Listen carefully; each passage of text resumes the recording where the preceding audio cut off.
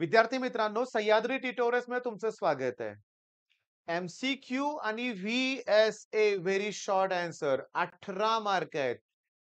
याची तयारी ज्याची परफेक्ट आहे ना, त्याला सीईटी मध्ये 99 प्लस पर्सेंटाइल मिळवण्यापासून कोणीही रोखू शकणार नाही. मॅथ्स पण जमलं पाहिजे बरं का, थोडंसं लक्षात घ्या. मुद्दा असा आहे, की इथं जे परीक्षेत येणारे प्रश्न आहेत ना, ते थोडेसे समजून घ्या. अतिशय सोपे असतात, पण अगोदर केलं पाहिजे. अतिशय सोपे असतात. बरं, मग मी तुम्हाला सांगतो ना, मी जर तुम्हाला असं म्हटलं तर, की मी आता जो प्रश्न सांगणार आहे, तो 100% सीईटी मध्ये येतोच. आता बोर्डला आपण 100% येईलच असं सांगू शकत नाहीये, पण ही ती पहिली कन्सेप्ट आहे. सॉलिड स्टेट मध्ये एज लेंथ आणि radius a equals to twice r simple cubic साठी, ए इक्वल्स टू 2√2 r ही कुणासाठी आहे फेस सेंटर साठी, आर इक्वल्स टू √3/4 a ही बॉडी सेंटर साठी. सिंपल क्यूबिक मध्ये एक ऍटम असतो, फेस सेंटर मध्ये 4 ऍटम असतात, बॉडी सेंटर मध्ये 2 ऍटम असतात. फेस सेंटरची पॅकिंग इफिशियन्सी 74% असते, बॉडी सेंटरची 68 असते आणि याची 52.36 म्हणा किंवा 37 म्हणा किंवा बघा पुस्तकात काय दिले ते चेक करा. 52.4 म्हणा. मग हे टेबल, मग या टेबलमध्ये दिलेले पॉइंट्स मी सगळे इथं तुम्हाला सांगितले. याच्यावर प्रश्न आलाय कसा बघा. हा आता गेल्या वर्षीच्या ना बोर्डच्या एक्झाम मध्ये आलाय. कोण आहे बघा ना, फक्त बॉडी सेंटर्ड. मग body centred equals to r equals to √3/4 into a finish. सोपं आहे की नाही? सीईटी ला उघडून बघा पुस्तक, कुठलाही पेपर काढा, एज लेंथ आणि रेडियस वरती प्रश्न आहे म्हणजे आहे. मग सीईटीत येणारे हमखास मॅडम 10 ते 15 प्रश्न आहेत. येणारच आहेत. त्यातलाच हा एक आहे. आता नीट लक्ष द्या. हा प्रश्न बघा, मोस्ट इम्पोर्टंट आहे. म्हणजे आपण आता मी तर जवळजवळ मी 10 ते 12 प्रश्न सिलेक्ट केलेत बरं का. एका तासात तुम्ही हे प्रश्न करणार आहात. मग तासा-तासाला मी जे व्हिडिओ देतोय ना, ते गेस्ट सीरीज सारखेच प्रश्न आहेत. बरं, याच्या अगोदर डेफिनेशनचा व्हिडिओ सकाळी पहाटे अपलोड झालाय. ते केले ना तुम्ही सगळ्या डेफिनेशन? डेफिनेशन नंतर डिस्टिंग्विश, डेरिव्हेशन्स हे पार्ट मी कालच दिले होते. ते तुमचे झाले असलेत नक्की, नसतील तर ते पहिला कव्हर करा बरं का बाळांनो. ओके.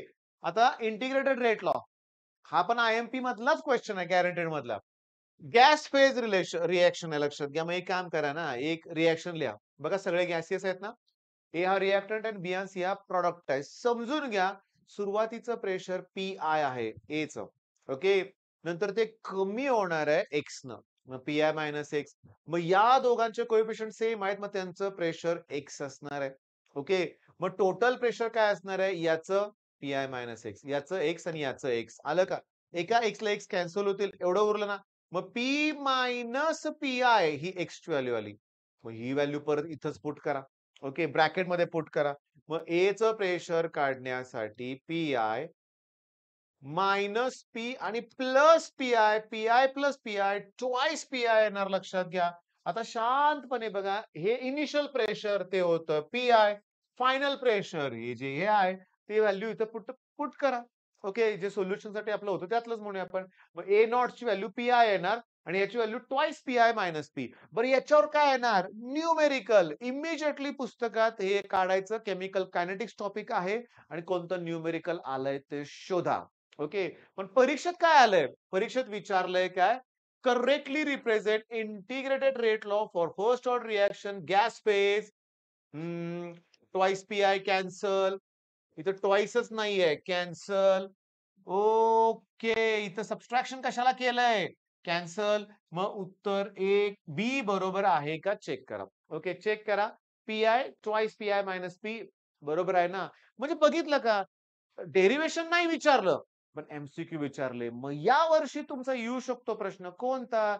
असं येऊ शकतं की ह्याचं डेरिव्हेशन द्या म्हणतील, नाही तर न्यूमेरिकल. बाळांनो, करावं तर सगळं लागेल ना. बरं, मी घेतलेले सगळेच प्रश्न परीक्षेत आलं तर 1000 मार्काचा पेपर करावा लागेल ना. त्यामुळे एक लक्षात घ्या, एफर्ट्स घ्यावे लागतात इथं. जादू होणार नाहीये. मग काय केलं सांगा?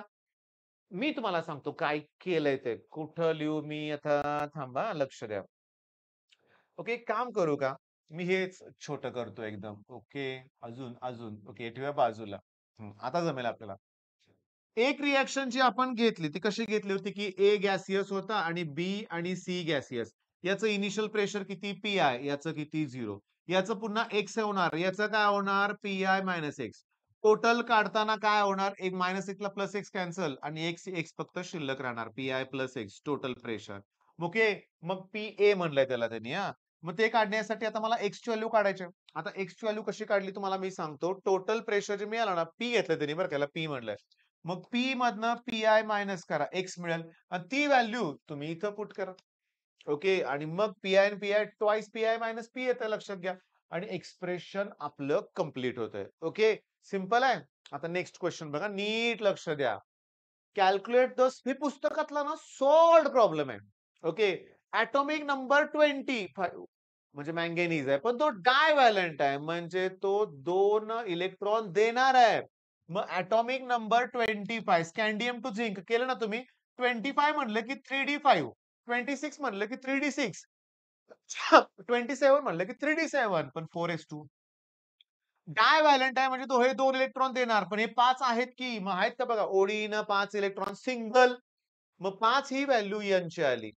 बरं तुमचा फॉर्म्युला काय? अरे फॉर्म्युला तर लिहिला पाहिजे ना पुस्तकात त्यांनी डायरेक्ट आन्सर पुट केलंय असं नको.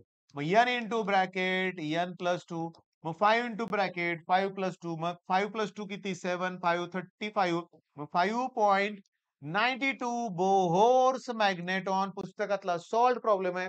मग एवढं जर असेल बोहोर्स मॅग्नेटिक व्हॅल्यू तर यांची व्हॅल्यू 5 येते. बघा प्रश्न आता परीक्षेत काय आलाय ते. Mn2 प्लस सेम आहे. मग उत्तर येणार आहे 5.916 सेकंदात उत्तर मिळालं. हा पुस्तकातला प्रश्न आहे, की जर 5.9 बोहोर्स मॅग्नेटॉन असं जर मॅग्नेटिक मोमेंट असेल तर नंबर ऑफ इलेक्ट्रॉन्स 5 येणार. सगळं सिंपल आहे. Which of the following is a diamagnetic? आता हे तुम्ही करायचं.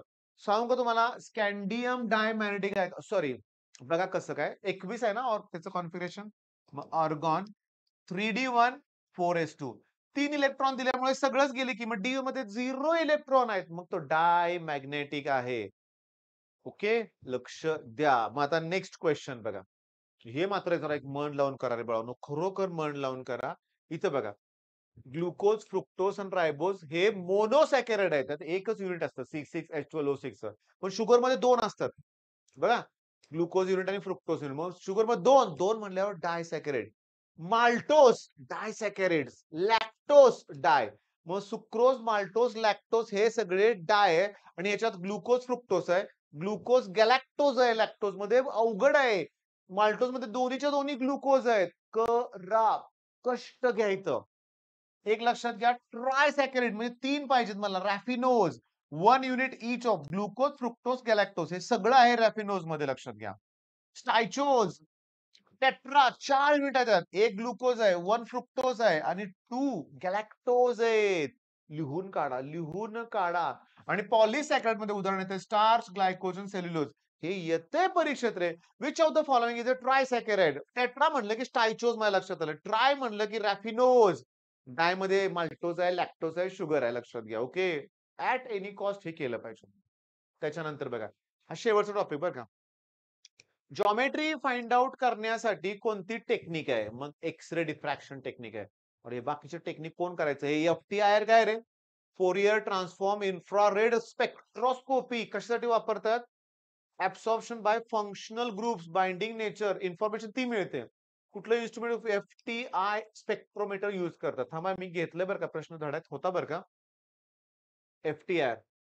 Which of the following information is given bye F-T-R? काय अवघडच आहे ना सगळं लक्षात घ्या. मला वाटतं ॲब्सॉर्प्शन ऑफ फंक्शनल ग्रुप होतं का रे बघा बघू. ॲब्सॉर्प्शन ऑफ फंक्शनल ग्रुप बरोबर आहे. येणार परीक्षेत एफ-टी-आय-आर आणि आपली मुलं हे सगळं सोडवणार आहेत. मग ह्याला पण कष्ट घ्यायचे आहेत. ही नावं दिसणार आहेत तुम्हाला परीक्षेत. Transmission electron microscope particle size साठी, स्कॅनिंग इलेक्ट्रॉन मायक्रोस्कोप स्ट्रक्चर साठी, surface material that is morphology okay. जॉमेट्रीसाठी एच-आर-डी आहे एक लक्षात घ्या. ओके. व्ही-एस-ए मधला एक प्रश्न आपण घ्यायला लागलो. हे मग केलं पाहिजे. त्यातच खूप कष्ट आहे ना. कार्बन ब्लॅक टायर मध्ये यूज होतं. ब्युटिफुल रुबी रेड कलर कशासाठी आहे? कुठं आहे? ड्यू टू गोल्ड आणि सिल्वर पार्टिकल्स मुळे. म्हणजे काचेचा जो हा कलर आहे तो त्या पार्टिकल्स मुळे आहे लक्षात घ्या. बरं इथं सगळ्यात महत्वाचं पाण्याच्या शुद्धीकरणासाठी okay silver nano particles use करतात. म्हणजे कॉस्ट इफेक्टिव्ह फिल्टर कशापासून बनवतात? Silver nano particles. Self cleaning कुठलं लोटस म्हणजे कमळ करा बाळांनो. ओके, कमळ हे जे फूल आहे, सेल्फ क्लिनिंग स्वतःहून स्वच्छ होतं लक्षात घ्या. चिखलात असतं ना ते. मडी वॉटर ठीक आहे. आणि ते सुपर हायड्रोफोबिक आहेत. मग nano structures on lotus leave repel water which carries dirt. हा याच्यावर पण एमसीक्यू आहे लक्षात घ्या. इथे आहे बघा. थांबा, थांबा. कुठे सापडतंय का बघा. कन्सेप्ट ऑफ ग्रीन केमिस्ट्री कुठलं रे? पॉल ना? ओके. हे बघितलं आपण. नॅनो तुम्हाला सांगतं. Gamma isomer, lindane. ओके. हे नीट लक्ष द्या वाचक. मला दुसरा प्रश्न पाहिजे. Which flower is the example of self cleaning? Lotus. Simple आहे. मग या ह्याच्यात तुम्हाला वेळ कुठं लागणार आहे? Integrated rate law. First order साठी करा, झिरो ऑर्डर साठी करा, गॅस स्पेस साठी करा, त्याचे न्यूमेरिकल्स करा. झालं. अरेनियस इक्वेशन पण करा. ग्रीन केमिस्ट्री मधल्या डेफिनेशन्स करा. नॅनो पार्टिकलच्या टेक्निक्स करा. ओके. एवढं होईपर्यंत नेक्स्ट व्हिडिओ तुम्हाला मिळणारच आहे गॅरंटी ना. All the best.